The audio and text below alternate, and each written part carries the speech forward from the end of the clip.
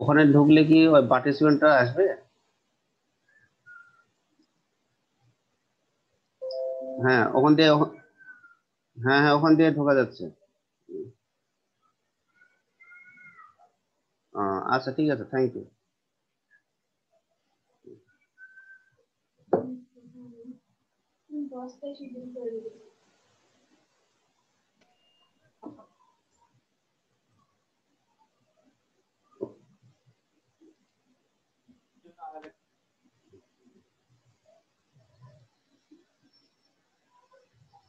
হ্যাঁ, হ্যালো,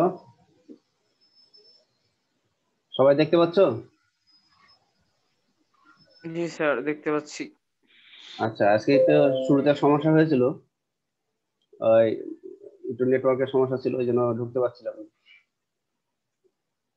আচ্ছা, আমরা শুরু করছি আজকে। তোমাদের হলো 6 নম্বর ক্লাস, কোর্স রসায়নের 6 নম্বর ক্লাস। আজকের ক্লাস পরিচালনা আমি doctor Mohammad Mahbub Hasan, associate professor, Dhaka city college. তো আজকের আমাদের যে লেকচারের টপিকস গুলো, সেগুলো হলো এনজাইম, এনজাইমের বৈশিষ্ট্য, এনজাইমের কাজ, এনজাইমের নামকরণ, এনজাইমের ক্রিয়া প্রকৃতি। প্রথমে আমরা এনজাইম সম্পর্কে জানি।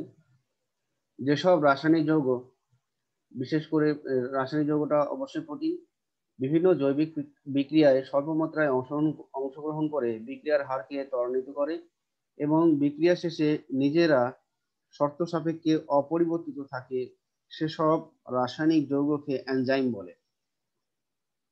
এনজাইমের বৈশিষ্ট্য, ভৌত বৈশিষ্ট্য। এনজাইম হলো এক ধরনের প্রোটিন, জীবকোষে কলয়েড রূপে অবস্থান করে। তোমরা জানো কলয়েড জিনিসটা কি, যে কলয়েড মানে হলো পানিগ্রাহী এবং কোনো বস্তুর সাথে লেগে থাকার প্রবণতা রয়েছে। এনজাইমের কার্যকারিতা পিএইচ দ্বারা নিয়ন্ত্রিত। পিএইচ 6 থেকে 9-এর মধ্যে এনজাইম, পিএইচ 6 থেকে 9-এর মধ্যে সকল এনজাইমই সবচেয়ে বেশি ক্রিয়াশীল। তাহলে পিএইচ যদি 6 থেকে 9-এর মধ্যে সীমাবদ্ধ থাকে, তাহলে এনজাইম সবচেয়ে বেশি ক্রিয়াশীল থাকে।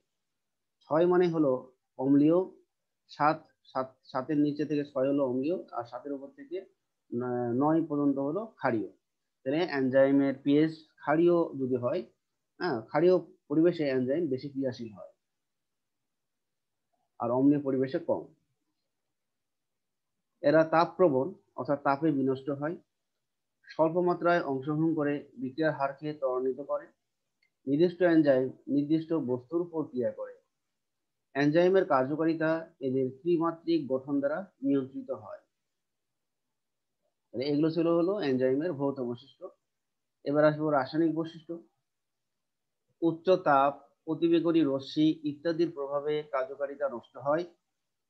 কিছু লিপিড বিশ্লেষে এনজাইম ছাড়া সকল এনজাইমই পানি, গ্লিসারল, লঘু অ্যালকোহলে দ্রবণীয় হয়। তাহলে কিছু লিপিড বিশ্লেষে এনজাইম ছাড়া সকল এনজাইমই পানি, গ্লিসারল ও লঘু অ্যালকোহলে দ্রবণীয়। Ammonium sulphate, sodium chloride, picric acid ইত্যাদির দ্বারা এনজাইম অধক্ষেপিত হয়। অম্লীয় ও ক্ষারীয় উভয় পরিবেশে ক্রিয়াশীল। কোএনজাইম, কোফ্যাক্টর ইত্যাদির উপস্থিতিতে এনজাইমের বিক্রিয়া ত্বরান্বিত করে। তাহলে এগুলো হলো এনজাইমের রাসায়নিক বৈশিষ্ট্য। এবার আমরা আসবো এনজাইমের কাজ। জীবদেহকে কর্মক্ষম বা কার্যক্ষম রাখতে সারবৃত্তীয় বিক্রিয়াগুলো পরিচালনা করে, জীবদেহের গঠন ও বৃদ্ধি নিয়ন্ত্রণ করে, জীবদেহে শক্তি সঞ্চয় করে, বিক্রিয়ার গতি বাড়ায়। স্বল্প পরিমাণ এনজাইম প্রচুর পরিমাণ সাবস্ট্রেটকে প্রোডাক্টে পরিণত করে। এনজাইম কোনো বস্তুর একটি বিশেষ বন্ধনীতে পানির আয়নকে সংযুক্ত করে। এনজাইম কোনো বস্তুর একটি বিশেষ বন্ধনীতে পানির আয়নকে সংযুক্ত করে। এখানে একটা কথা, সাবস্ট্রেট বলে একটা কথা আমরা পেয়েছি। সাবস্ট্রেট মানে কেউ কি জানো সাবস্ট্রেট জিনিসটা কি? সাবস্ট্রেট মানে কি কেউ জানো? সাবস্ট্রেট মানে হলো এনজাইম যে সকল যৌগের উপরে ক্রিয়া করবে।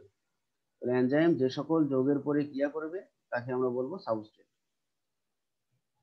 এনজাইম বিভিন্ন পদার্থকে জারিত বা বিজারিত করে।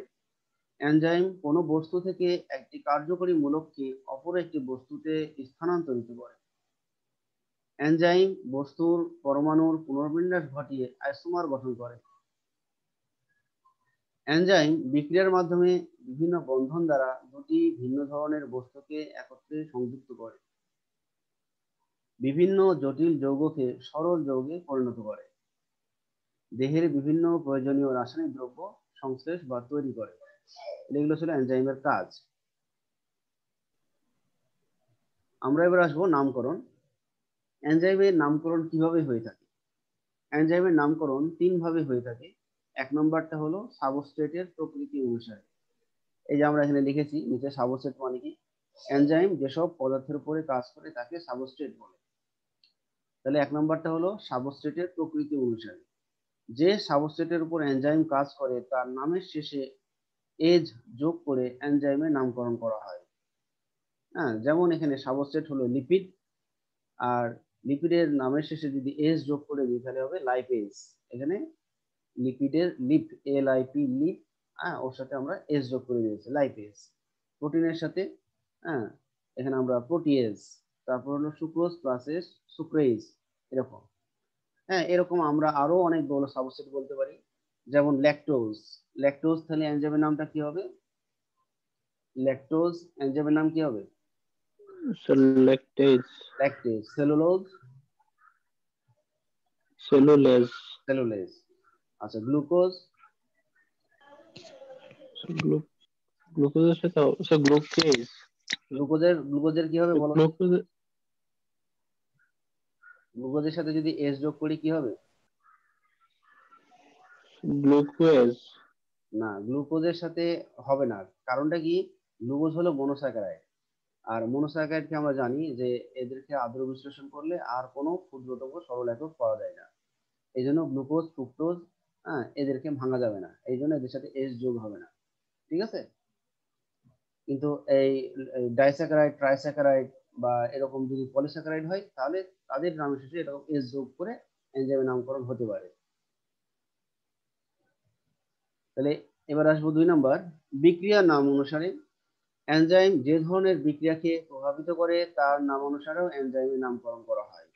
যেমন একটা হলো অক্সিডেশন বিক্রিয়ার পর ক্রিয়াশীল এনজাইমের নাম হলো অক্সিডেজ। হ্যাঁ, তারপর রিডাকশন বিক্রিয়ার পর ক্রিয়াশীল এনজাইমের নাম রিডাকটেজ। এছাড়া আইসোমারেজ, ট্রান্সফারেজ, হ্যাঁ, ফসফরিলেজ, তারপর হলো কার্বক্সিলেজ ইত্যাদি এ শ্রেণীর এনজাইম। এটা হবে ফসফরাইলেজ, এটা ফসফরিলেজ হয়ে গেছে, এটা হবে ফসফরাইলেজ, এখানে আকার হবে ফসফরাইলেজ। এটা আমরা পরে ঠিক করে নেব। রাসায়নিক বিক্রিয়ার নামের শেষে এস যোগ করে, তাহলে আমরা এখানে দেখতে পাচ্ছি অক্সিডেশন, হ্যাঁ, অক্সিডেশন প্লাস এস, তাহলে অক্সিডেজ। তারপর হলো রিডাকশন। অক্সিডেশন মানে কি? এরা কোনো সাবস্ট্রেট থেকে অক্সিজেনকে বের করে অথবা যুক্ত করে। রিডাকশন মানে হলো হাইড্রোজেন। তারপর হলো হাইড্রোলাইসিস, এর পানি যোগ করবে, তাহলে হাইড্রোলাইসিস হলো আদ্র বিশ্লেষণ বিক্রিয়া। হ্যাঁ, আসসালামু আলাইকুম। ওয়ালাইকুম আসসালাম। হাইড্রোলাইসিসের সাথে যদি আমরা এস যোগ করি তাহলে পাবো হাইড্রোলেজ। তাহলে এরকম আমরা বিক্রিয়ার নামের শেষে এস যোগ করে এরকম নামকরণ করতে পারি এনজাইমের। এবার আমরা 3 নম্বর নামকরণ যাব, সেটা হলো সাবস্ট্রেট ও বিক্রিয়ার নাম অনুসারে। কোনো কোনো ক্ষেত্রে এনজাইমের নামের দুটি অংশ থাকে। নামের একটি অংশ সাবস্ট্রেটের নাম অনুসারে, অপর অংশটি বিক্রিয়ার নাম অনুসারে হয়। যেমন যে এনজাইম পাইরুভিক অ্যাসিডের কার্বক্সিল গ্রুপ থেকে কার্বন ডাই অক্সাইড স্থানান্তরিত করে তাকে পাইরুভিক কার্বক্সিলেজ বলে। তাহলে আমরা এখানে কি বললাম? পাইরুভিক অ্যাসিডের কার্বক্সিল গ্রুপ থেকে কার্বন ডাই অক্সাইড স্থানান্তরিত করে তার নাম পাইরুভিক কার্বক্সিলেজ। আমরা পরে উদাহরণ দিয়ে আর একটু বুঝাই দেব। যে এনজাইম ইথাইল অ্যালকোহল থেকে হাইড্রোজেন অপসারণ করে তাকে অ্যালকোহল ডিহাইড্রোজেনেজ বলে। তাহলে সাবস্ট্রেট ও বিক্রিয়ার যৌথ নামের শেষে এস যোগ করে এরকম নামকরণ করা হয়। আমরা এখানে দেখতে পাচ্ছি, আমরা 3 নম্বর যে বিক্রিয়াটা, আমরা 1 আর 2 পরে আসছি, 3 নম্বর বিক্রিয়াটা সবাই খেয়াল করো, গ্লুকোজ যোগ এটিপি। তাহলে গ্লুকোজ হলো এখানে কি? গ্লুকোজ হলো এখানে একটা সাবস্ট্রেট, এটিপি হলো এখানে একটা সাবস্ট্রেট। কারণ আমরা সাবস্ট্রেট মানে কি বলেছিলাম? এনজাইম যে সমস্ত পদার্থ বা যে সমস্ত যৌগের উপরে কাজ করবে তাকে সাবস্ট্রেট বলা হয়। কাজে এখানে সাবস্ট্রেট হলো গ্লুকোজ, সাবস্ট্রেট হলো এটিপি। এখন এখানে আমরা বলছি হেক্সোকাইনেজ। তাহলে হেক্সো কথাটা আসলো কি হবে? হেক্সো কথাটা আসলো কিভাবে, কেউ কি বলতে পারবা? গ্লুকোজ এক ধরনের কি, গ্লুকোজ এক ধরনের হেক্সোস। আমরা যখন কার্বোহাইড্রেটের ক্লাসিফিকেশন পড়েছিলাম তখন বলেছিলাম গ্লুকোজ, ফ্রুক্টোজ এগুলো কি এক ধরনের হেক্সোস। তাহলে গ্লুকোজের 6টা কার্বন আছে, তাহলে গ্লুকোজের তাহলে হেক্সোস, তাহলে হেক্সো মানে হলো সাবস্ট্রেট থেকে এসেছে।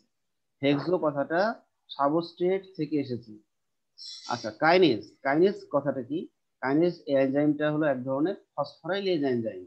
আর এই এনজাইমগুলো কি করে, কোনো সাবস্ট্রেটের সাথে ফসফেটকে যোগ করে অথবা কোনো সাবস্ট্রেট থেকে ফসফেটকে মুক্ত করে। তাহলে কাইনেজটা হলো বিক্রিয়ার নামকরণ, যেটা আমরা বলতাম বিক্রিয়ার যে আমরা এটা পড়েছিলাম যে বিক্রিয়ার নাম অনুসারে, হ্যাঁ বিক্রিয়ার নাম অনুসারে। তাহলে কাইনেজটা হলো এক ধরনের ফসফরাইলেজ এনজাইম, মানে এরা ফসফোরাইলেশন ঘটায়। হ্যাঁ, তাহলে আমরা এখানে দুইটা পাচ্ছি, একটা সাবস্ট্রেট থেকে নামকরণ পাচ্ছি হেক্সো, আর কাইনেজটা পাচ্ছি হলো বিক্রিয়ার নাম অনুসারে। তাহলে এইভাবে আমরা নাম পেলাম হেক্সো কাইনেজ। তাহলে এখানে ঘটনা কি ঘটেছে, গ্লুকোজ 6 ফসফেট হয়েছে, অর্থাৎ এটিপি থেকে একটা ফসফেট বের হয়ে গেছে, আর এই বের হয়ে এরা গ্লুকোজের সাথে যুক্ত হয়ে গ্লুকোজের 6 নম্বর কার্বনে যুক্ত হয়েছে, দিয়ে গ্লুকোজ 6 ফসফেট গঠন করেছে, এবং এটিপির বাকি অংশ এডিপি এটা। তাহলে এগুলো হলো উৎপাদ। তাহলে আমরা এটা কি সবাই বুঝতে পেরেছি যে সাবস্ট্রেট আর বিক্রিয়ার যে যৌথ নামের শেষে যদি এস যোগ করে আমরা যে নামকরণ, এটা কি সবাই বুঝলাম? জি স্যার। জি স্যার। আচ্ছা, এবার আমরা আসি উপরে অ্যালকোহল ডিহাইড্রেশন।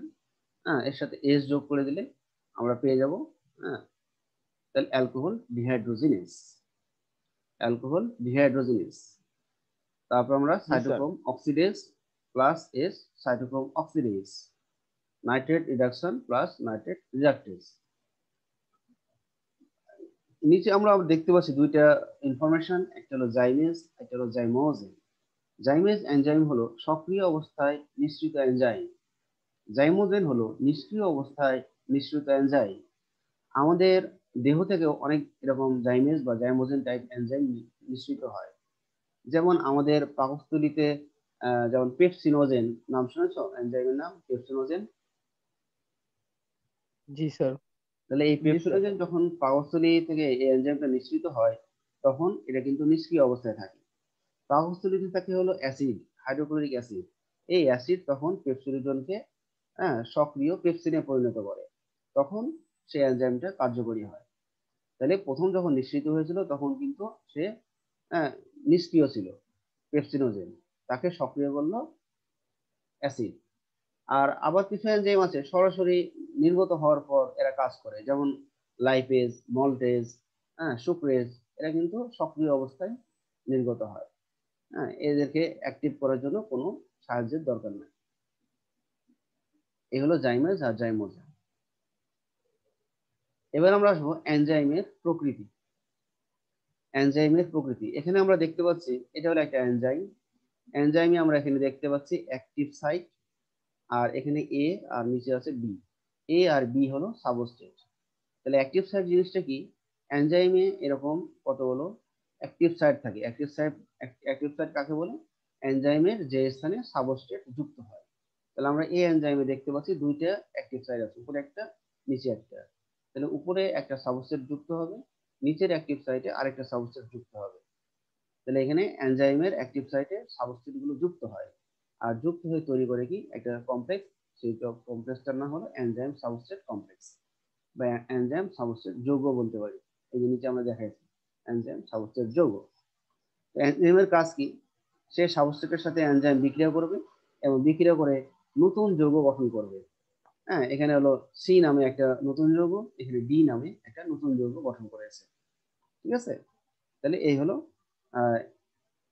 এনজাইমের ক্রিয়ার প্রকৃতি। আমরা এটা একটু ডিসকাস করি। আমরা বললাম এনজাইম যেসব পদার্থের উপর ক্রিয়া করে তাকে সাবস্ট্রেট বলে। প্রথম পর্যায়ে সাবস্ট্রেট অণু এনজাইমের বিক্রিয়া স্থলে বা অ্যাক্টিভ সাইটে যুক্ত হয়ে এনজাইম সাবস্ট্রেট কমপ্লেক্স গঠন করে।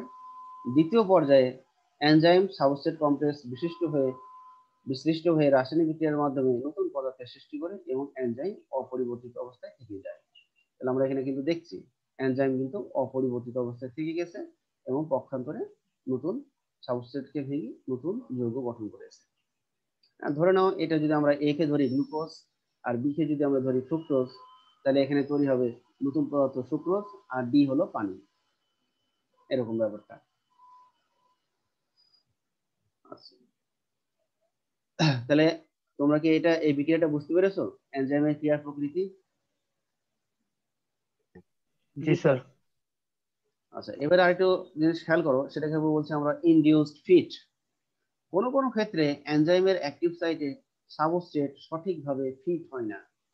এসব ক্ষেত্রে সাবস্ট্রেট অ্যাক্টিভ সাইটে যুক্ত হলে এনজাইমের আকার পরিবর্তন হয়ে যায়। সাবস্ট্রেট অ্যাক্টিভ সাইটে সঠিকভাবে ফিট করে নেয়, একে বলা হয় ইনডিউসড ফিট। তাহলে আমরা যেমন বলছিলাম এখানে, এই যে এখানে এটা ছিল অ্যাক্টিভ সাইট আর এটা মনে করো যে অ্যাক্টিভ সাইট।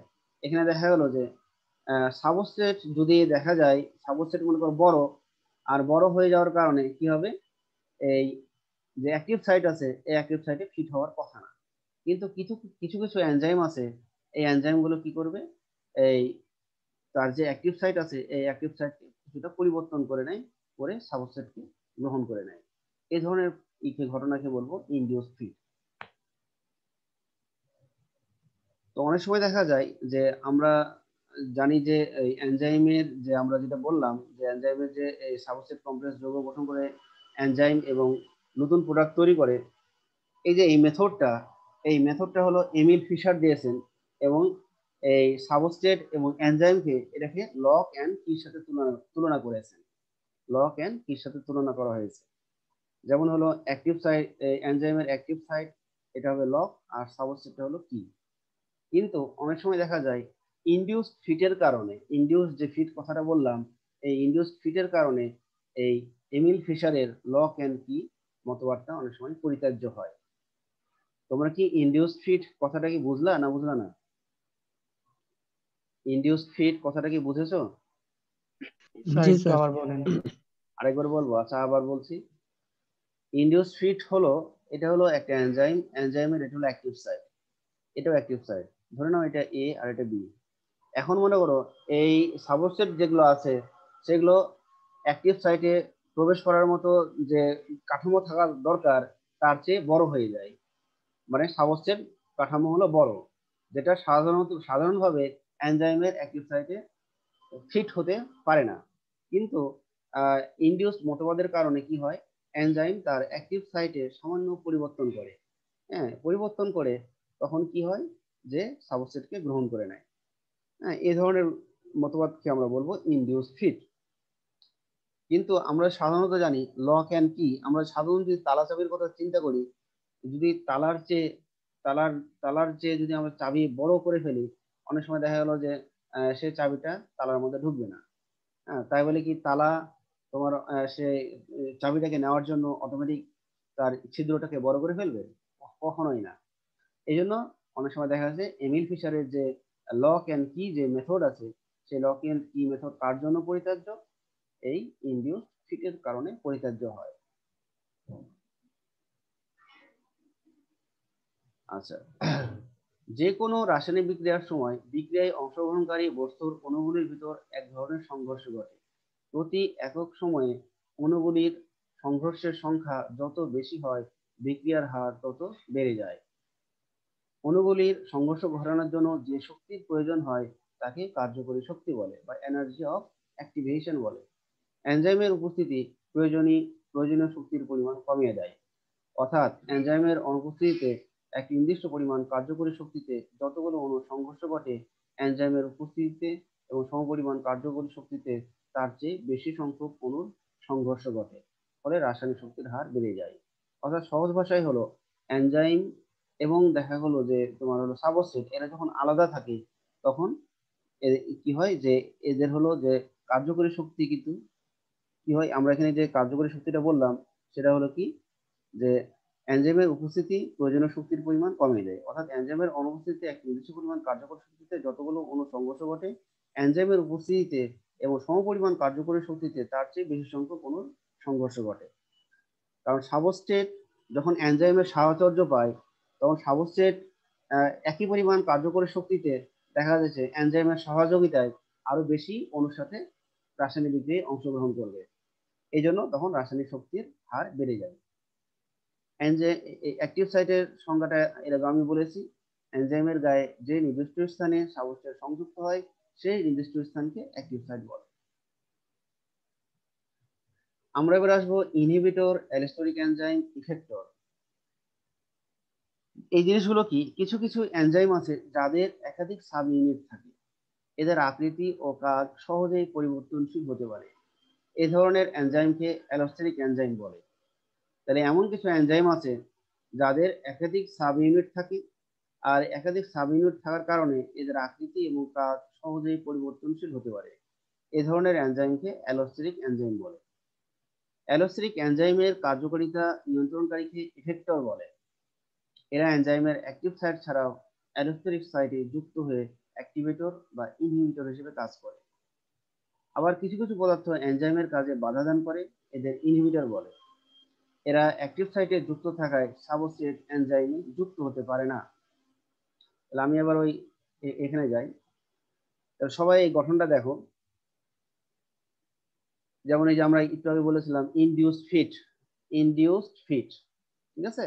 তাহলে ইনডিউসড ফিট এখানে কি হয়েছে, এটা হলো সাবস্ট্রেট, হ্যাঁ এটা হলো সাবস্ট্রেট, আর এটা হলো এনজাইমের অ্যাক্টিভ সাইট, এনজাইমের অ্যাক্টিভ সাইট, এটা হলো এনজাইম, আর এই ভিতরের ছিদ্রটা হলো অ্যাক্টিভ সাইট। এখন কি হচ্ছে, এই সাবস্ট্রেটটা দেখা গেলো যে এই এখানে ফিট হবে না, কিন্তু আমরা জানি ইনডিউসড ফিটের কারণে অনেক সময় কি হবে, এনজাইম আর সাবস্ট্রেটের মাঝখানে এখানে ফিট করে নেবে। আর ডান সাইডে আমরা দেখাচ্ছি উপরে সাবস্ট্রেট, এটা হলো এনজাইম, আর নিচে একটা ফোল্ডিং দেখতে পাচ্ছি, সেটাকে বলছি আমরা অ্যালোস্টেরিক সাইট। তো এই অ্যালোস্টেরিক সাইটে হ্যাঁ এখানে কিন্তু কোনো ইনহিবিটর বা অ্যাক্টিভিটর এখানে যুক্ত হয় নাই, এই জন্য সাবস্ট্রেট এখানে এনজাইমের অ্যাক্টিভ সাইটে যুক্ত হয়েছে। উপরের চিত্রটা আমরা এটাই দেখতে পাচ্ছি যে অ্যালোস্টেরিক সাইটে কোনো ইনহিবিটর বা অ্যাক্টিভিটর যুক্ত হয় নাই, এই কারণে সাবস্ট্রেট এনজাইমের অ্যাক্টিভ সাইটে যুক্ত হয়েছে। নিচের যে ছবিটি আমরা দেখতে পাচ্ছি, ইনহিবিটর অর্থাৎ অ্যালোস্টেরিক সাইটে এনজাইমের যে অ্যালোস্টেরিক সাইট আছে সেখানে ইনহিবিটর যুক্ত হয়েছে, যার কারণে এখন অ্যাক্টিভ সাইট অকার্যকর হয়ে গেছে। আর এই অ্যাক্টিভ সাইট অকার্যকর হয়ে যাওয়ার কারণে সাবস্ট্রেট অ্যাক্টিভ সাইটে প্রবেশ করতে পারছে না।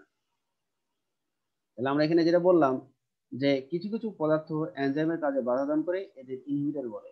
এরা অ্যাক্টিভ সাইটে যুক্ত থাকায় সাবস্ট্রেট এনজাইমে যুক্ত হতে পারে না।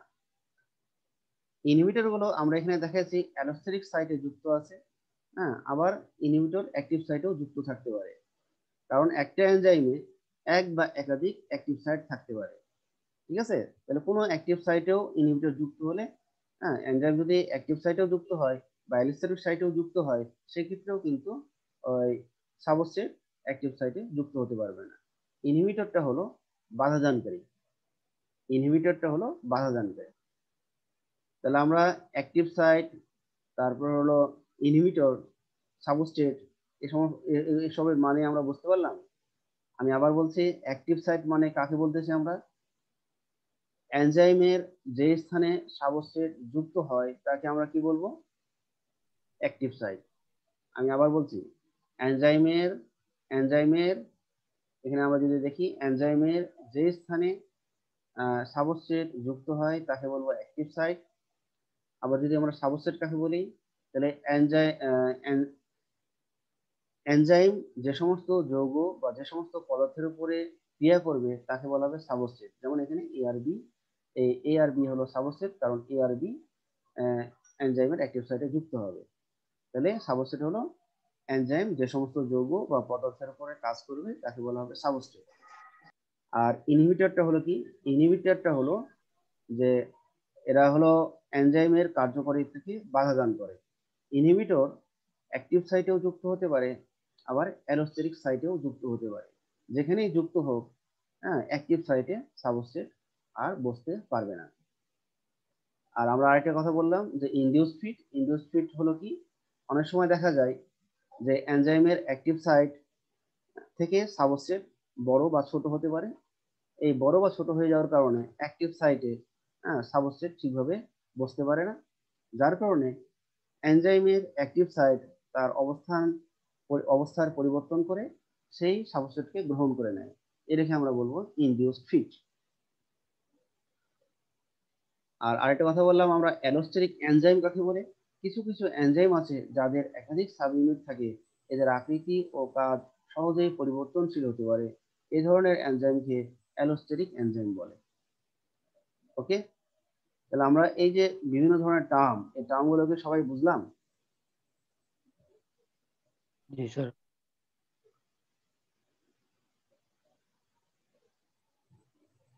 আচ্ছা, এবার আসি আমরা এনজাইমের গঠন সম্পর্কে জানি। এনজাইম সাধারণত গ্লোবিউলার প্রোটিন দ্বারা গঠিত। প্রোটিনের মূল গাঠনিক উপাদান হলো অ্যামাইনো অ্যাসিড। এনজাইমে অ্যামাইনো অ্যাসিডের সংখ্যা সর্বনিম্ন 62। যেমন একটা এনজাইম 4 অক্সালোপ্রোটোনেট টউটোমারেজ, এটা একটা 62টি অ্যামাইনো অ্যাসিডের সমন্বয়ে গঠিত একটা এনজাইম থেকে সর্বোচ্চ 2500 অ্যামাইনো অ্যাসিড দিয়ে একটা এনজাইম গঠিত হতে পারে। 2500 অ্যামাইনো অ্যাসিড দিয়ে গঠিত এনজাইমটার নাম animal fatty acid synthase enzyme.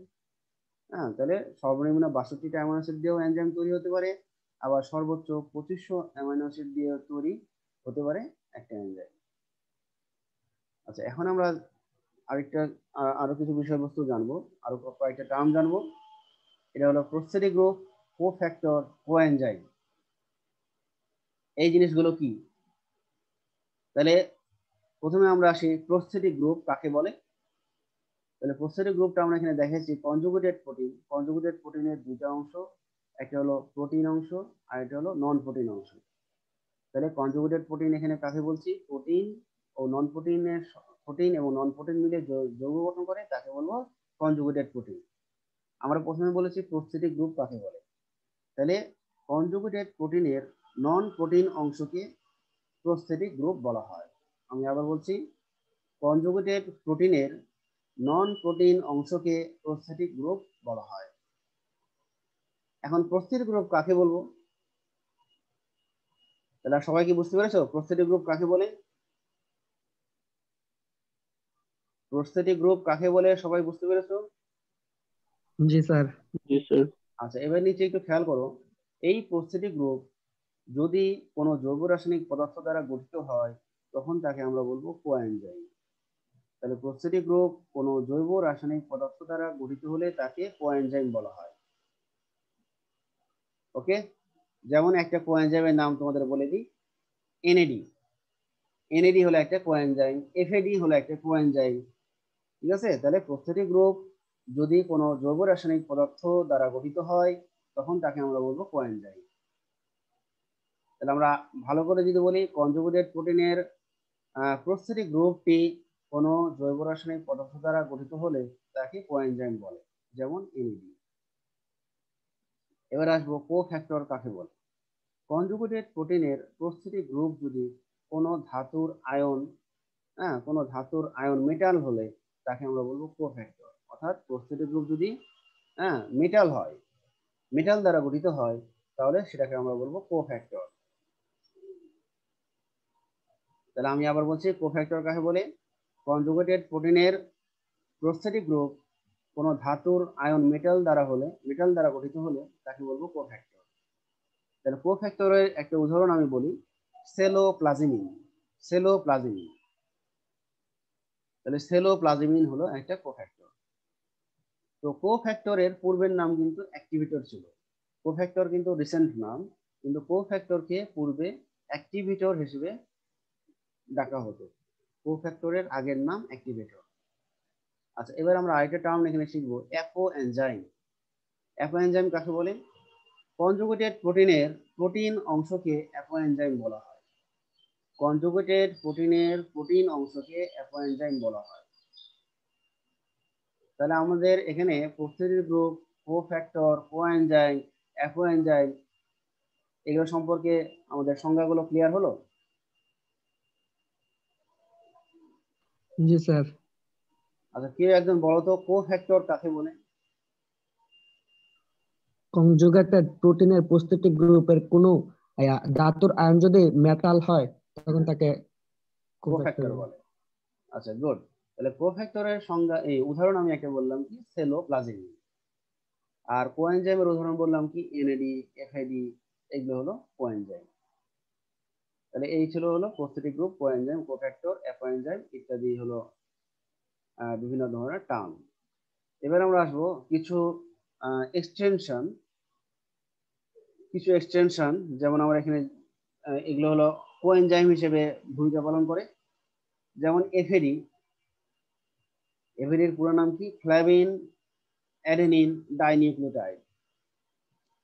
FADH2 এটাকে বলা হচ্ছে reduced flavin adenine dinucleotide. FMN মানে হলো flavin mononucleotide. NAD nicotinamide adenine dinucleotide. আবার NADH2 রেডিউসড নিকোটিনামাইড অ্যাডেনিন ডাইনিউক্লিওটাইড। এগুলো অনেক সময় এরকম সংক্ষিপ্ত রূপ দেয়, আমরা অনেক সময় পরীক্ষায় পূর্ণ রূপ চাই। NADP প্লাস H প্লাস, এটাও হবে reduce nicotinamide adenine dinucleotide phosphate.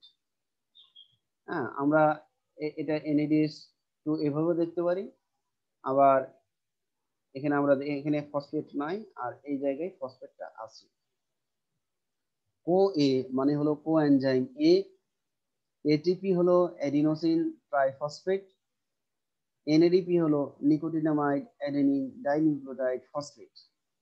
তো বইয়ের মধ্যে আমরা আরো এরকম অসংখ্য সংক্ষিপ্ত জিনিস পাবো যেগুলোর পুনরূপ হয়তো পড়তে হবে, আমি সবগুলো দিই নাই। হ্যাঁ, উল্লেখযোগ্য যেগুলো পরীক্ষায় আসে সেগুলো আমি দিয়েছি, তোমাদের বোঝালাম। আচ্ছা, আজকের ক্লাস এই পর্যন্ত। এখন বলো যে এই আমরা এনজাইমের যেগুলো পড়ালাম এগুলোর মধ্যে কারো কোথাও ল্যাকিংস থাকলে বলো, সেখানে আবার আমি ফিরে যাচ্ছি।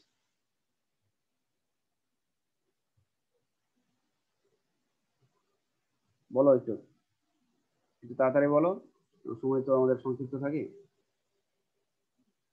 কারো কোথাও প্রবলেম থাকলে বলতে পারো।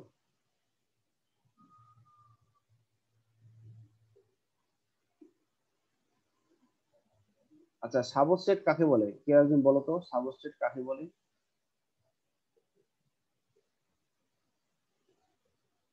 সাবস্ট্রেট কাকে বলে? স্যার এনজাইম যার উপর ক্রিয়া করে। এনজাইম যার উপরে ক্রিয়া করে বা যে সমস্ত যৌগের উপরে ক্রিয়া করে তাকে সাবস্ট্রেট বলে। এনজাইম যে সকল যৌগের উপর ক্রিয়া করে সাবস্ট্রেট বলে। অ্যাক্টিভ সাইট কাকে বলে? সাবস্ট্রেট এনজাইমের যে স্থানে যুক্ত হয়। কে যুক্ত হয়? সাবস্ট্রেট। হ্যাঁ, এনজাইমের যে স্থানে সাবস্ট্রেট যুক্ত হয় তাকে অ্যাক্টিভ সাইট বলে। Active site. হ্যাঁ, আর ইনহিবিটর কাকে বলে?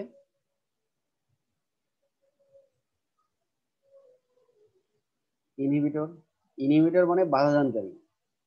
ইনহিবিটর মানে কি? বাধাদানকারী। তাহলে ইনহিবিটর হলো কি? যে ইনহিবিটরটা হলো এক ধরনের ইফেক্টর অণু। এরা কি করে? এরা এনজাইমের অ্যাক্টিভ সাইটে যুক্ত হতে পারে বা অ্যালোস্টেরিক সাইটেও যুক্ত হতে পারে। হ্যাঁ, যুক্ত হয়ে এরা কি ঘটনা ঘটায়? যে অ্যালোস্টেরিক সাইট বা অ্যাক্টিভ সাইটে যখন ইনহিবিটর যুক্ত হয় তখন সাবস্ট্রেট অ্যাক্টিভ সাইটে আর বসতে পারে না। হ্যাঁ, মানে সাবস্ট্রেট এনজাইমের অ্যাক্টিভ সাইটে সাবস্ট্রেটকে বসতে বাধা দেওয়া ইনহিবিটরের কাজ। তাহলে লক এন্ড কি মেথড এটা কার ছিল? বিজ্ঞানী এমিল ফিশার। আচ্ছা, এখন এনজাইমের এবং সাবস্ট্রেটের মধ্যে কোনটা কি আর কোনটা লক? কাকে কি হিসেবে ধরা হয় আর কাকে লক হিসেবে ধরা হয়? সাবস্ট্রেটকে কি আর এবং এনজাইমকে হলো লক। লক আর সাবস্ট্রেট হলো কি। ঠিক আছে, তাহলে এমিল ফিশার যে কৌশলটা দিয়েছিল, ক্রিয়া কৌশলটা দিয়েছিল, সেখানে তার মতবাদটা হলো এনজাইম হবে লক এবং কি হিসেবে থাকবে হলো সাবস্ট্রেট। এইভাবে লক এন্ড কি মেথড সে প্রতিষ্ঠিত করেছিল। কিন্তু এই লক এন্ড কি মেথডটা পরিত্যাজ্য হয় কার কারণে? Induced fit. হ্যাঁ, ইনডিউস ফিটের কারণে। তাহলে ইনডিউসড ফিটটা কেউ একজন বলবা? ইনডিউসড ফিট কি জিনিস? এনজাইমের অ্যাক্টিভ সাইটে যদি সাবস্ট্রেট সঠিকভাবে ফিট না হয় তখন ওই এনজাইম এনজাইমের তার যে বড় আকারের করে যে নেয়, তার পরিবর্তন হয়, মানে আকার সেটারই পরিবর্তন। না, আকার এটা কেন পরিবর্তন ফিট হওয়ার হয় ফলে না? যেটা হয়, এটা কেন ফিট হয় না? কারণ এই সাবস্ট্রেটের আকার যদি বড় থাকে আকার এর যদি বড় থেকে, হয়, বড় হতে পারে বা ছোটও হতে পারে। ছোট হতে ছোট পারে। হতে পারে, হ্যাঁ, বড় বা ছোট মানে যেটাই হোক, আকারের ভিন্নতার কারণে। হ্যাঁ, যার কারণে অ্যাক্টিভ সাইট সেখানে ফিট করতে পারে না। তখন অ্যাক্টিভ সাইট কি হয়, কাঠামো পরিবর্তন করে, এবং কাঠামো পরিবর্তন করে দেখা গেল যে ওই সেই সাবস্ট্রেটকে নেওয়ার মতো একটা অবস্থার সৃষ্টি করে এবং ফিট করে নেয়। এটাকেই বলা হচ্ছে ইনডিউসড ফিট। এবং ইনডিউসড ফিটের কারণে এই এমিল ফিশারের লক অ্যান্ড কি মেথডটা পরিত্যাজ্য হয়।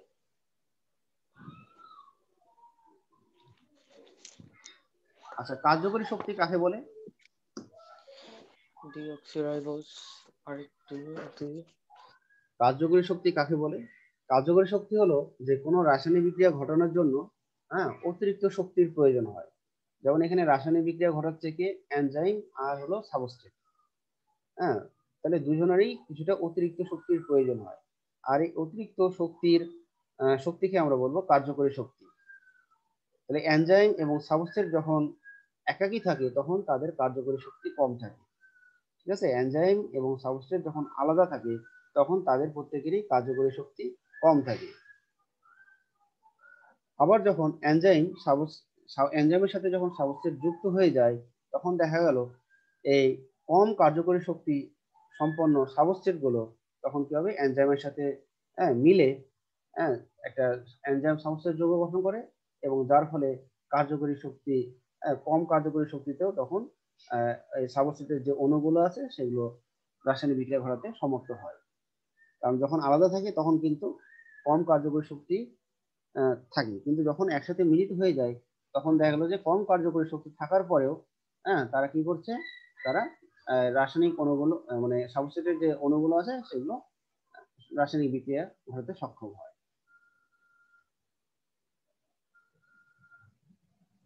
আচ্ছা, আর কারো কোনো সমস্যা আছে আর কোথাও?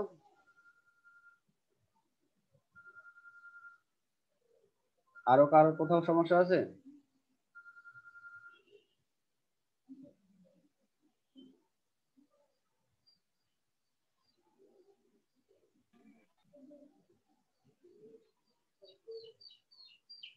আচ্ছা, নামকরণ কয়টা নামকরণ যে করে এনজাইমের যে নামকরণ হয় সেটা কয়ভাবে হতে পারে? এনজাইমের নাম তিনভাবে। কয়ভাবে?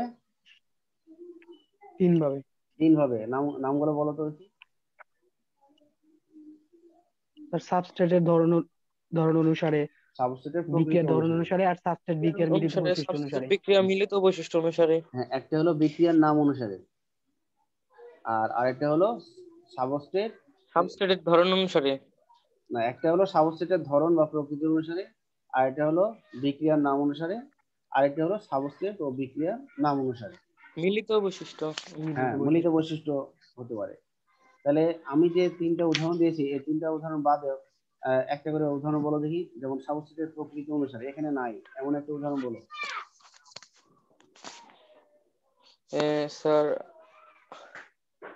Sucrose, sucrase, protein, sucrose. আচ্ছা, গুড। এবারে এটা আসো বিক্রিয়ার নাম আর্জিনিন, অনুসারে, যে এগুলো বাদে ইউরিয়া, ইউরিয়েজ। ইউরিয়া যেটা তো হলো তোমার এর হলো এই যে সাবস্ট্রেটের প্রকৃতি অনুসারে। সাবস্টেট। হ্যাঁ, জি আমি এবার স্যার। বলছি বিক্রিয়ার নাম অনুসারে, এরকম একটা বলো দেখি। এখানে নাই, রিডাক্টেজ, এখানে তো আছে, রিডাকটেজ তো আছে। অক্সিডেশন বিক্রিয়া, অক্সিডেজ। এটা তো আছে, এই অক্সিডেজ, রিডাকটেজ, হাইড্রোলেজ আর বাদে বিক্রিয়া কি কি আছে স্যার? এই কি হতে পারে? আর তো বিক্রিয়ার নাম আইসোমারেজ হয় না? আইসোমারেজ। হ্যাঁ, আইসোমার বিক্রিয়া, জি স্যার, হ্যাঁ আইসোমারেজ। আইসোমারেজ। আচ্ছা, তো ঠিক আছে, সবাই ভালো থাকো। হ্যাঁ, আর আজকে ক্লাসটা আজকে 47 পর্যন্ত ও পরে যুক্ত হওয়ার কারণে। হ্যাঁ হ্যাঁ, না ওই যে প্রথম দিকে ঢুকতে পারে নাই, ওয়েবসাইটে একটু সমস্যা দেখা দিয়েছিল, কলেজে ফোন করলাম তারপরে ঢুকতে পারলাম। তো ঠিক আছে, এই কারণে 47। হ্যাঁ আচ্ছা হ্যাঁ, স্যার। একটু দেরি করে শুরু করেছি। তো ঠিক আছে, খোদা হাফেজ। হ্যাঁ, আচ্ছা, আসসালামু আলাইকুম স্যার। আসসালামু আলাইকুম। আসসালামু আলাইকুম স্যার।